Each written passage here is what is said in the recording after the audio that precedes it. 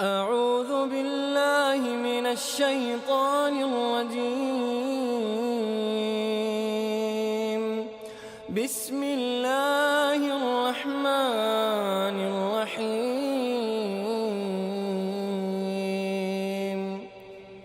إن الحمد لله نحمده تعالى ونستغفره ونتوب إليه ونعوذ بالله من شرور أنفسنا ومن سيئات أعمالنا بيهدي الله فلا مضل له ومن يضلل فلا هادي له وأشهد أن لا إله إلا الله وحده لا شريك له وأشهد أن سيدنا وحبيبنا محمدا عبده ورسوله وصفيه من خلقه وخليله صلى الله عليه وسلم. اللهم صل على محمد وعلى آل محمد كما صليت على إبراهيم وعلى آل إبراهيم وبارك على محمد وعلى آل محمد كما باركت على إبراهيم وعلى آل إبراهيم في العالمين إنك حميد مجيد. Chers frères, chères sœurs, salam alaikum wa rahmatullah. Dans le résumé des prêches d'aujourd'hui, nous allons traiter d'un sujet important qui est le comportement des fidèles du musulman face à l'adversité. L'adversité est l'une des expériences fondamentales dans la vie des fidèles. D'ailleurs, dès le départ, dès le début du message, depuis que le message de l'islam s'est inscrit dans l'histoire, le prophète sallallahu alayhi wa sallam ainsi que les compagnons ont dû faire face à l'adversité. Le chemin de la foi est parsemé d'épreuves.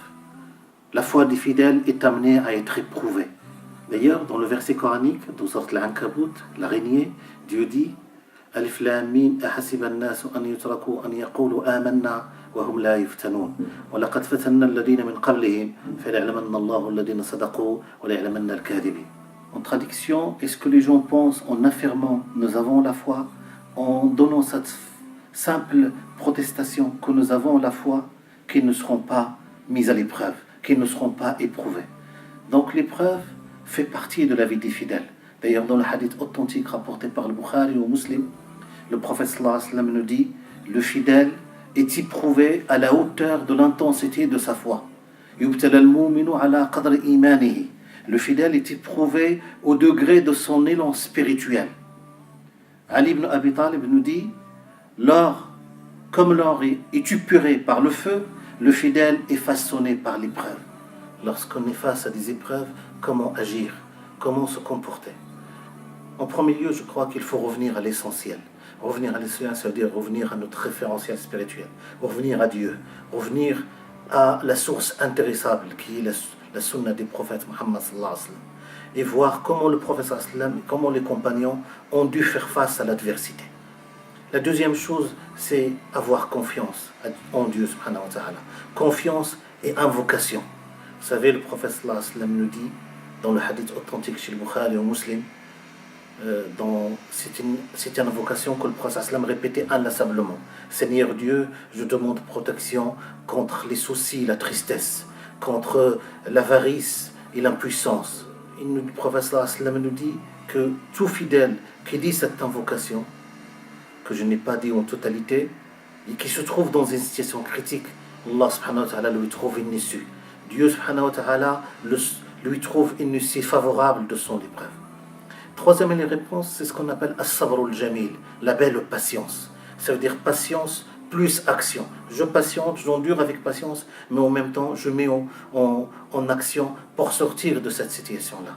Et cette parole a été dite par le prophète de Dieu, Yaqub, lorsqu'il a été éprouvé dans son fils bien-aimé, Youssouf. Il a dit « Fasabrun jamil, wallahu al-musta'anu ala ma tasifun » Une belle patience. Et d'ailleurs, c'est Ummuna Aisha lorsqu'elle a été calomniée, vous savez, dans Surat An-Nur, Dieu a relaté, a narré toute l'histoire, toutes les preuves qu'a subi Aisha. Et Aisha, lorsqu'elle a été calomniée, elle a dit « Je ne peux dire que, comme il disait Yaqub, Fasabrun jamil » Donc, une belle patience tout en gardant une totale confiance en Dieu subhanahu wa ta'ala.